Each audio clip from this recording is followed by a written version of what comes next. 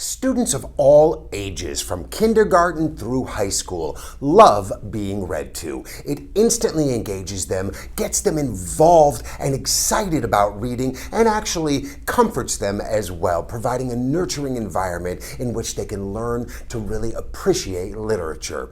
But what happens when you feel you're not that strong when it comes to reading aloud to students? Stick with me and let's talk about what you can do. Hi, and welcome to Classroom Confidential. My name is Christopher Youngren, and I'm a middle school ELA teacher in Tucson, Arizona. So the benefits of reading aloud to students at any grade level are plentiful. And I made another video talking about some of the benefits. You can see the link in the description below.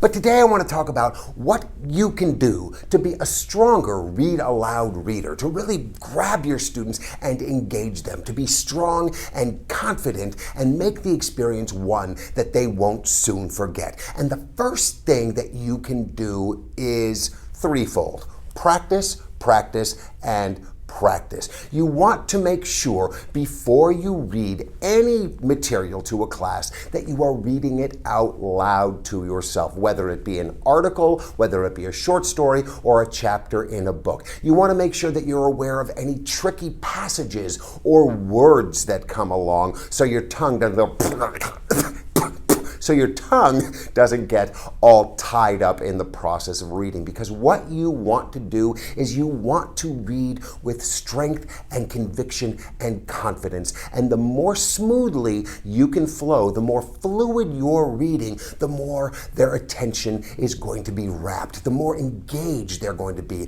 and the more they're going to be able to practice their effective listening skills as a result. So read it through a few times, just like you would if you were an actor in a play, and make sure you know the material cold before reading it to a group of students.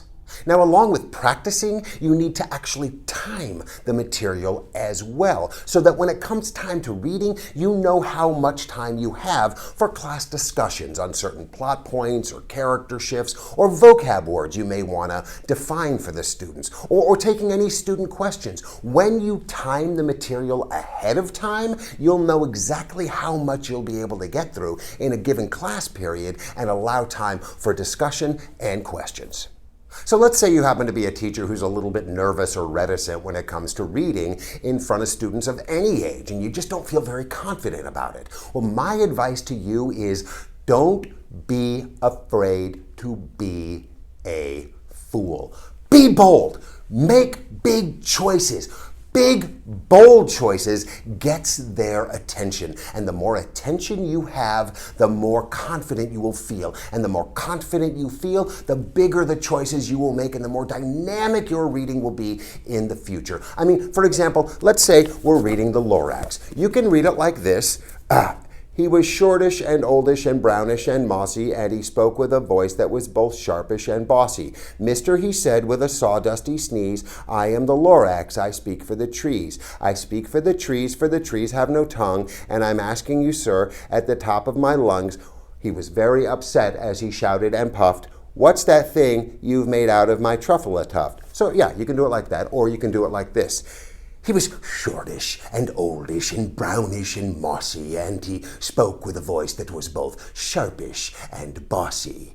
Mister, he said with a sawdusty sneeze, I am the Lorax. I speak for the trees. I speak for the trees have no tongues, and I'm asking you, sir, at the top of my lungs. He was very upset as he shouted and puffed. What's that thing you've made out of my truffle tuft? So you see, I mean, there's no comparison. And the bigger the choices you make, the more the kids are gonna pay attention. And also, they're gonna learn a little something about living life outside of their comfort zones and how exciting that can be, how much they can get out of reading, how much fun reading can be, how alive it can be. But you have got to demonstrate that. And you are not gonna be able to demonstrate that by doing a half-assed job. But practice. The more you do it, the better you will be. And the better you will be, the more confident you will be, and the more confident you are, the more rewarding and enriching the experience is going to be for everybody. It will take time. It will take practice, but you can do it. I absolutely know it.